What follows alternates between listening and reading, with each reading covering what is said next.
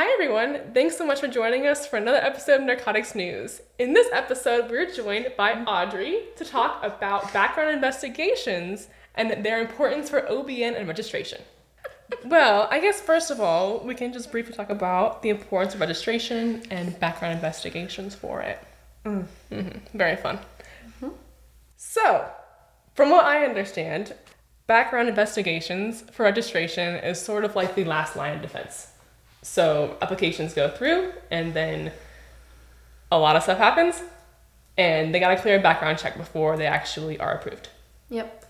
A lot of stuff happens between the time that they submit their application and the time they get to me. But background checks are about the last line of defense before they go to an agent, because now all applications go to an agent after Really?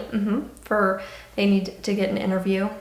And they do inspections. So the agents kind of handle it after us. There's a little bit extra cushion now, because all kinds of stuff happens with the marijuana grows. And so the agents take over after us and kind of do their last inspection and some interviews. That's where they catch a lot of good stuff. We hear a lot from the agents about that last interview. Crazy.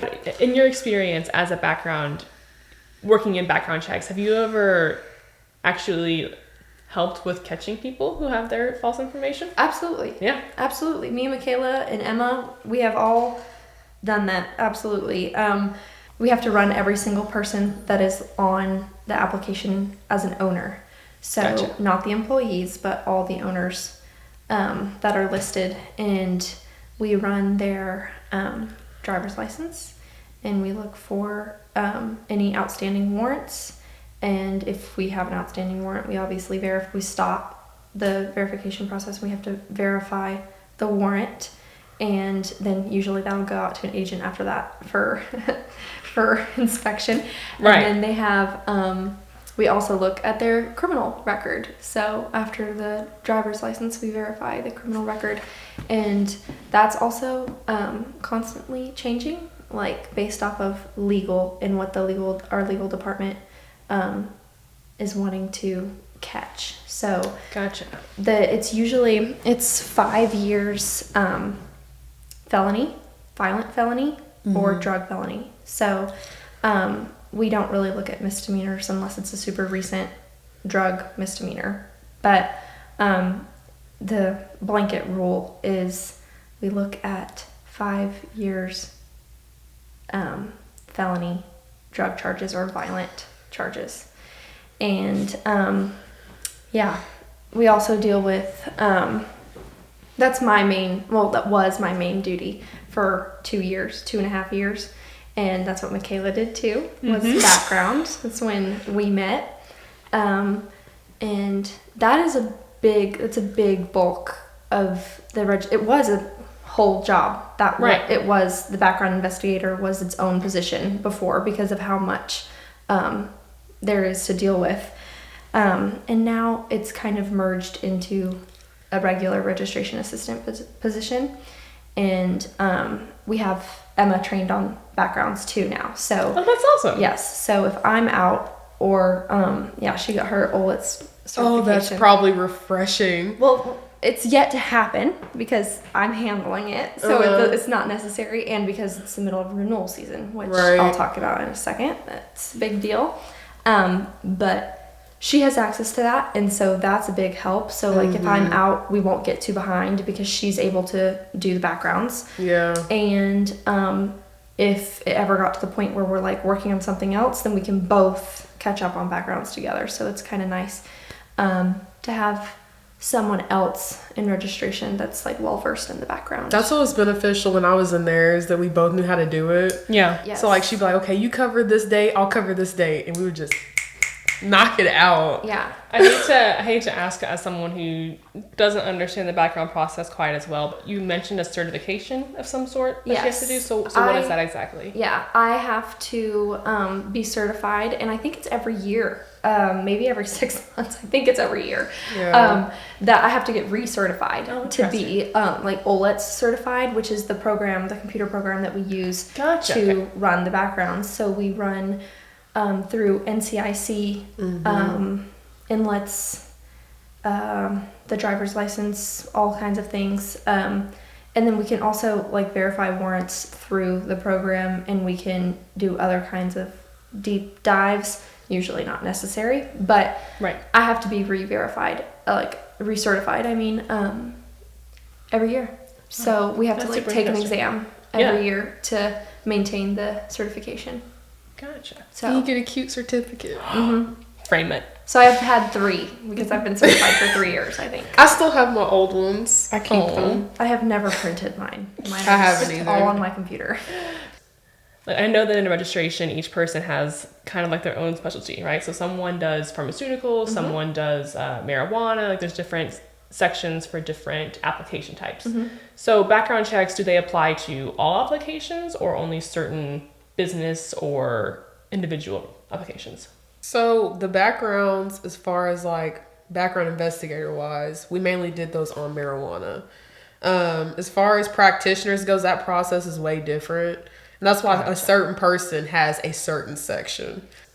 Well, so you mentioned that you and Makayla had the same position, and from what I understand, actually, up until about 2019-ish, agents did the background checks fully, and Yeah. then they made a position within registration for a civilian to do the background checks to help Yes. alleviate some of that workload. Yes. And so that's really cool because they started off as part-time positions, and both of you were part-time, and then you both moved into full-time roles, which is really cool. Yes. So Makayla was actually the first background check Woo-woo. person in registration. Yeah. What about it? Yeah, initially the agents were doing it themselves, but that is kind of a pause on their more important day-to-day duties. They And have so- too much to do. Yeah, Right. they have way too much to do, and computer work is kind of at the bottom of their list Right. of importance of of need. So making the part-time background investigator position was a huge relief on the agents. And we do work closely with a lot of agents. Not all the agents, communicate with us about the specific grows and things like that. But we do have a handful of agents who come into our office a lot and keep, the discussion going about certain grows and applications and owners and stuff. And so we're all in the loop about what's going on. So a lot of agents want to be, involved in the conversation with us about what's Yeah, that's happening nice. and what other grows these people are involved with. I think it is important to maintain that relationship with the agents. But yeah, Makayla was the first one to have that position, and it was part-time. It was a 999. And then a year after she started, she went to a full-time registration assistant position. And my freshman year of college, I got hired as the part-time background investigator. And I did that for 2 years, 2.5 years maybe, Yeah, a little bit. Yeah.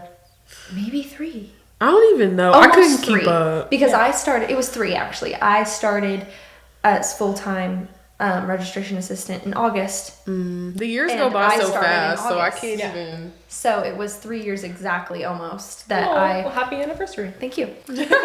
And now with we decided, I guess someone decided that we weren't going to do another part-time position. That it wasn't necessary to have a whole another part-time 999 position. I don't know if that was just because I'm here and I know how to do it, or if that'll change if I leave. I don't really know. But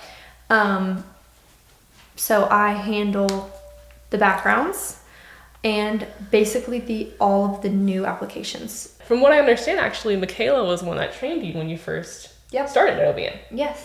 Yeah. Makayla trained me every step of the way, actually. She makes me proud. Oh, Tear. Makayla was my position when I first started. So when I started, I think I already said this. I was a freshman in college, and this was my part-time job. Background investigator job is like the most amazing. I don't think it's not there anymore. It's not really an option. I wish it was, but it's a really good job for college students because it's a 999, so you work about 24 hours a week. great pay, great schedule. Like, it was an amazing college job. I'm so grateful for the experience. But Makayla had that right before me, and then she went full-time. And then I came as the part-time person. We were in the same little office in the back of the ops building. It was so fun. We made it all nice and cozy. Just the window. Yeah, we had a window, and when it rained really, really bad during rainy season, that back road floods. Oh. And so we could like watch people get stuck in the river. It was cheery. Yeah, it was really funny. We had a great time. And it was fun. We were in, it was like probably a little bit smaller than this room we're in now. Oh, man. And our desks. And this room is small, by the way. Yes, so in case you super happen small. to hear this weird vocal quality, this room is small. We are in a tiny little closet, and that's our office was smaller than that, and our desks were, you know, facing the walls, and so like if we were back to back. If we like scooched our chairs out, we could bump into each other. It was great. We had a fun It's probably time. nice for training, though, I'm sure, because you could just turn around in your chair and be like, "What is this?" So it was great. She was a great lifeline. She trained me on how to do the backgrounds and everything else that I had to do, which wasn't much. I usually just did backgrounds. So she trained me on that in the beginning. And then we moved into our little long registration hallway, our little cubicle hallway. And then we sat back to back there too. And then she actually, when she moved to the training specialist position, she trained me on every little tiny thing that she was doing as a registration assistant. And this was before I moved to registration assistant. So I was still technically just the background investigator. I was still in my 999. But I learned how to do all of the registration assistant duties, basically, besides emails, because I didn't have access to the registration email yet, and phones. But all of the duties, like obviously things have changed since she left. There's more, there's a different system now. We have different steps now. But by the time that she left and we hired different people, we hired 2 different people right before she left and after she left, we hired people. And so with all that going on, I was able to maintain the marijuana work of the registration assistant while we didn't have a stable one. You know what I mean? Like, yes, we didn't have a stable third person, or things were rotating, things were changing a lot. And so she trained me on everything that she had to do so that we didn't get behind. And so that was really awesome of her. And it really helped you to grow, I guess, too, right? Yeah, Because outside of your additional roles, so you could help out in other areas. That's really cool. But I didn't even know I was going to transition to a full-time position yet. So, and then by the time that I did, I already knew everything. Perfect. Because she already taught me everything. Oh, what a good teacher. Great teacher. She's like rolling her eyes at me right now. You can't see it. I was just like, if anything, I knew it was going to be a lot. So I like told her, like, look, if you get frustrated, I understand. Like, we can pause because it's a lot of information. But for her to be able, because being a 999, you only get 20 hours a week. So for you to be able to cram all that registration work, do your workload for the day, and then on top of that, train and learn new stuff, I was like, shoot. She pretty much had it after like 2 weeks. Not even that. Impressive. So I was like, okay, you're fine. I did my job. It's okay. Back when I first started, how easy it was for someone to get approved. Really? And then just watching now. Well, like the payment, first of all, the amount of money that you have to pay to get your application in is what? Has it tripled? Look, when I first started, I believe manufacturers were $500 and then distributors were $300. It wasn't that expensive back then. It is $2,500 now. Wow. A lot of stuff has changed. So it's kind of a bigger deal. That is important because now it's not just $300, $500 that you're losing if you don't do it right.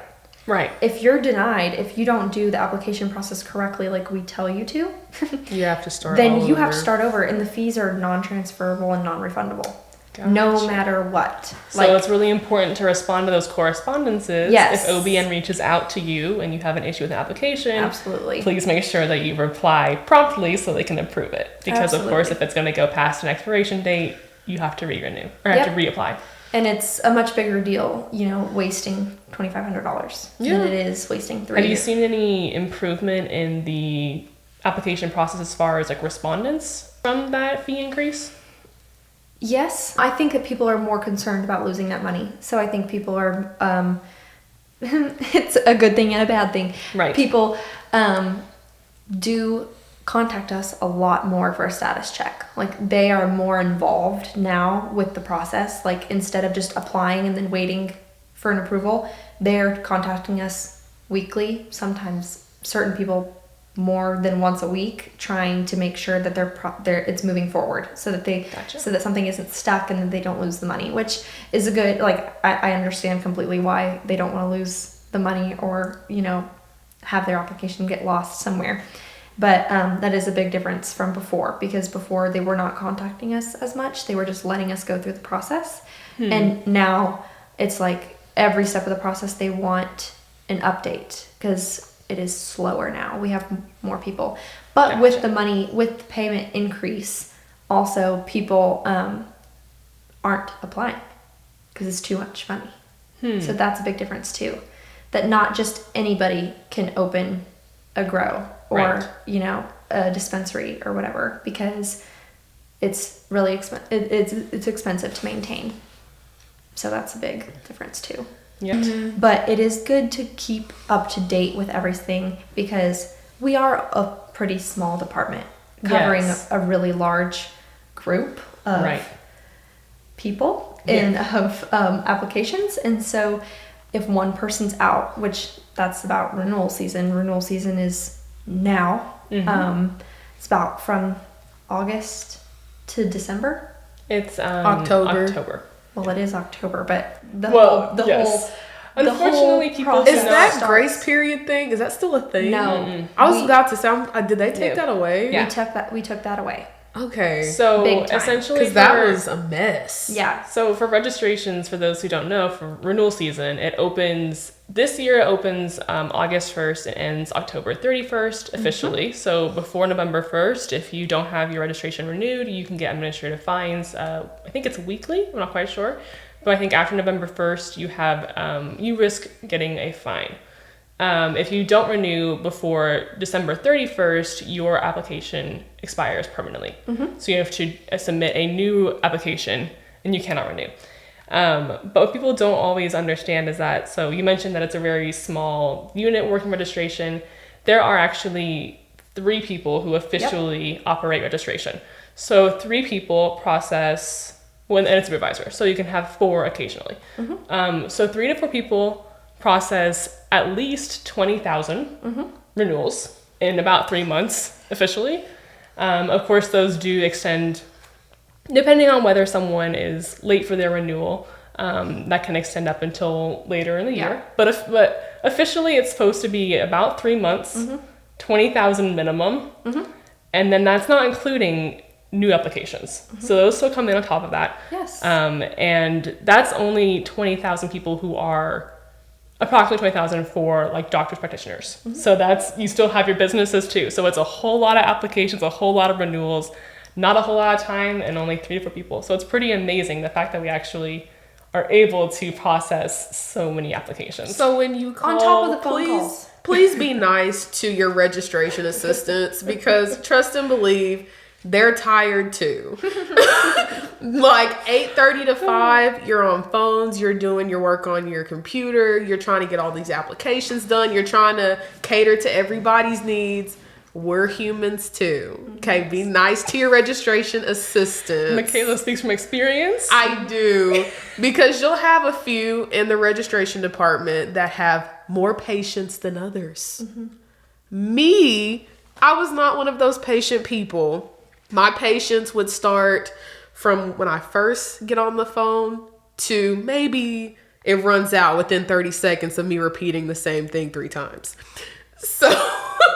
So it's just like, we know the frustration of you wanting your stuff done in a certain period of time, because the process is lengthy. You have a lot of stuff to go through, And all these rules that are being implemented are only because there's other people messing it up for other people. So they have to implement more laws to prevent you from doing something crazy because the last person did this and did that and did this. So all they're trying to do is prevent issues from happening, prevent all these people from doing stuff they're not supposed to be doing, and all these laws and stuff are happening. So it's like, be patient with us. We're trying our best and here. we're only doing our jobs. Exactly. We're not changing things up per phone call, and like it has nothing to do. It's like nothing personal. We're just following the laws and following the rules, and we're being told one thing, and that's what we have to tell you guys. And there's no we don't change things up. Audrey's heard a lot of those calls with me. I have heard. And I tell you, I had to repeat. I had to tell people sometimes, like, I have nothing to do with that. I can't control what happens. Right. So, I mean, I just tell people all the time, like, just like you would your bank teller, they can't control how much money you have in your account. We can't control what's going on. We can't speed up the process. Be patient with us. We will help you in any way we can, but don't make it difficult because you're frustrated. That, if anything, that only makes them really not want to help you.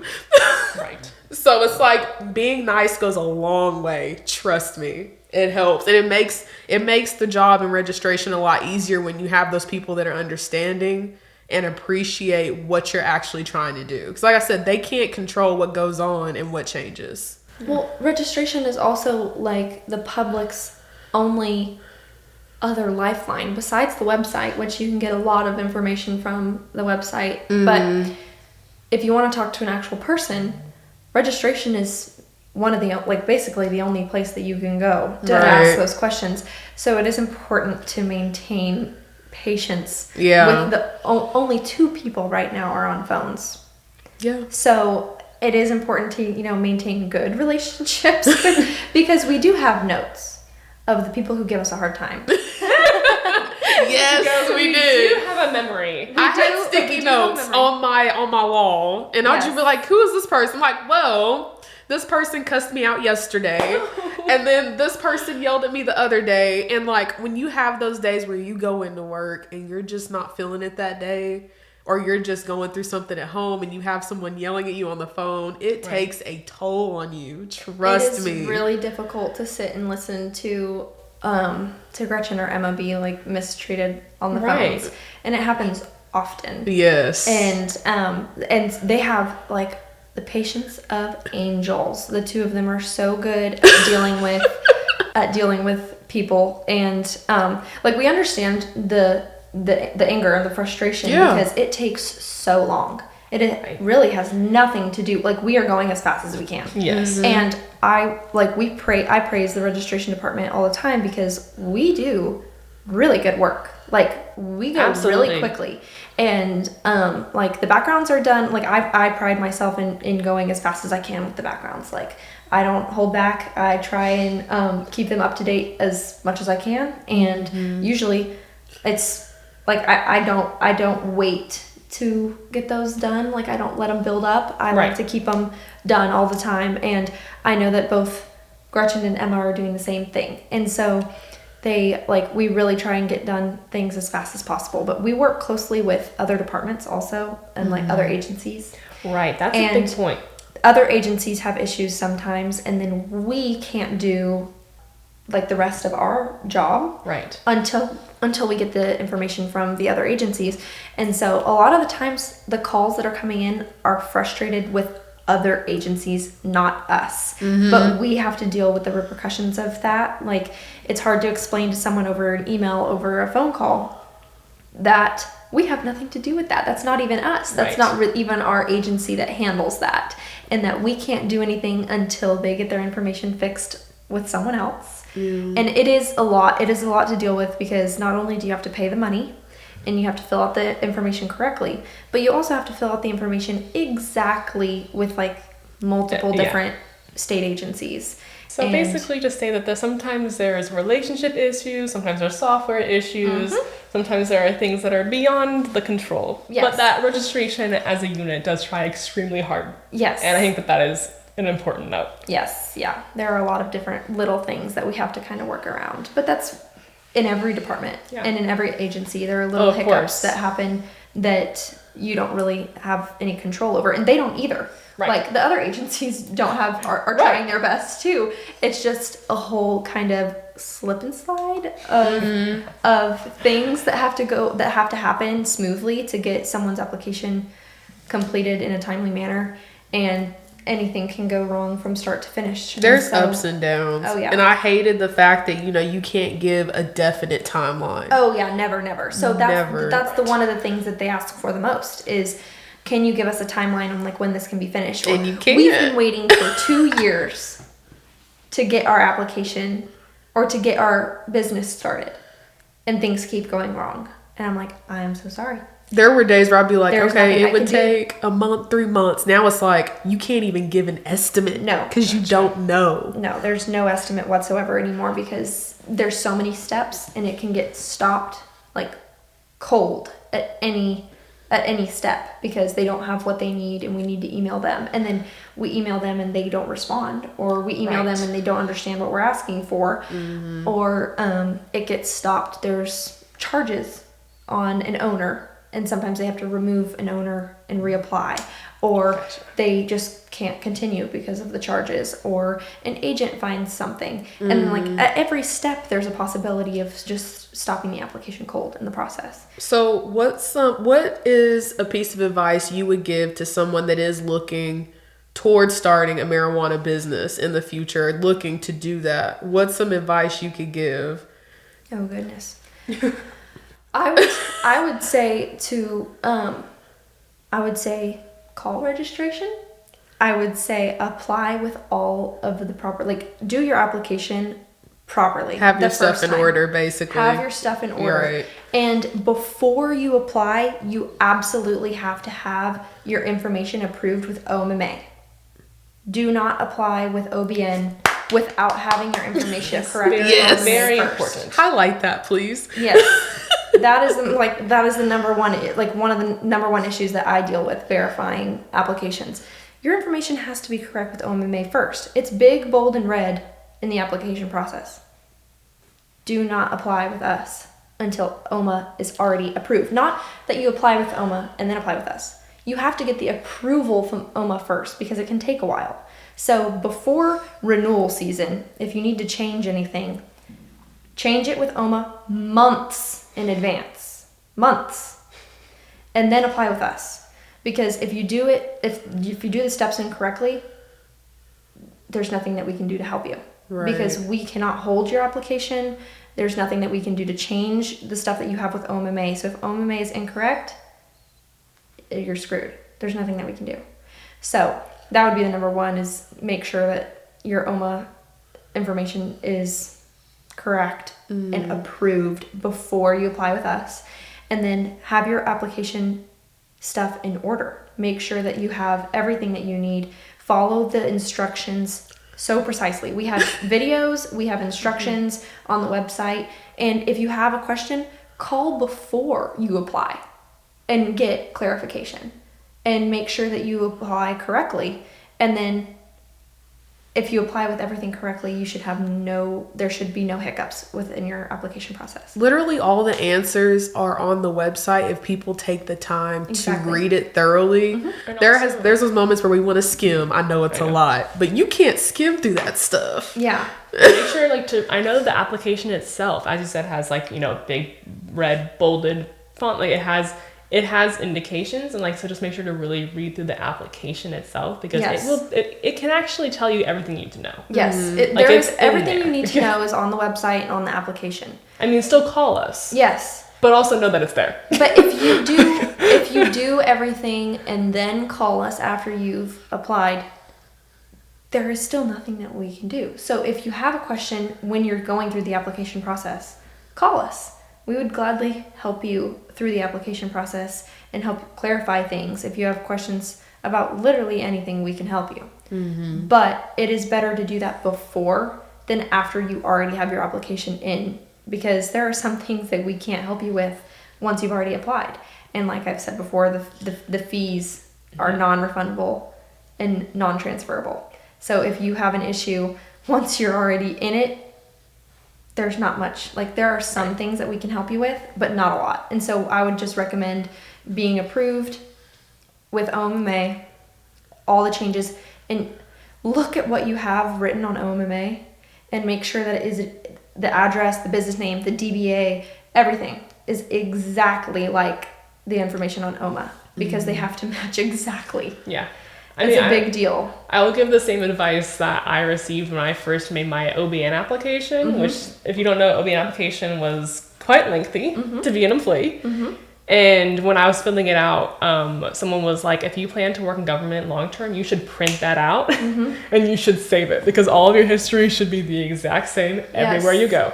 And of course, I mean, I did tell the extent of history was comprehensive, but like just to make sure that you don't forget anything, because life is long, right? I mean, like there are some work experiences that you might forget about the older you are. So it's nice to have that sheet of all my previous work histories. Yes. Because if I go in the future anywhere else, like, you know, we have background checks for employees here. So if you work anywhere else that requires one, like, you need to be the same. So it is the same process. Like, if you print off your application for OMA, use the same information that you use there for OBN, because if that you really leave matters. out the suite numbers on our application, but you put them on OMA's application or vice versa, any little small detail, that's going to stop your application cold in its tracks, and we have to contact you and verify that information. So if you have everything exactly how it is supposed to be written, then your application moves smoothly through the process. Any little stop kind of is a big stop because of the amount of things that we have to do. If your application is stopped for something small, it's not as quick as calling up a friend at OMA. It's not really how that works. We have to go through the process of verifying things with the applicants and with OMMA, and we have to deal with a representative, and it's not as simple. We have a lot of people like, can't you just get on a 3-way phone call?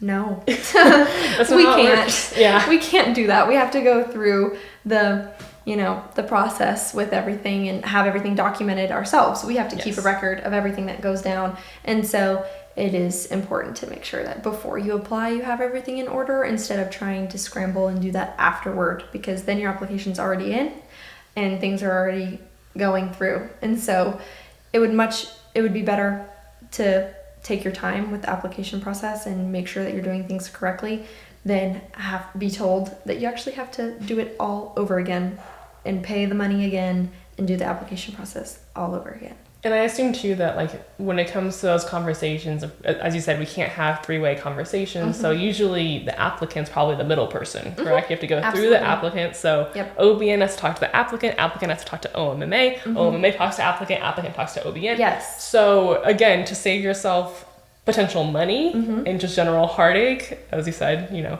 make sure that you call ahead of time if you have questions, make sure you have all your paperwork correctly, apply with OMA first, keep the information, fill out the OBN application with the same information as OMA after OMA is approved. Yes. And that will help you in the long run.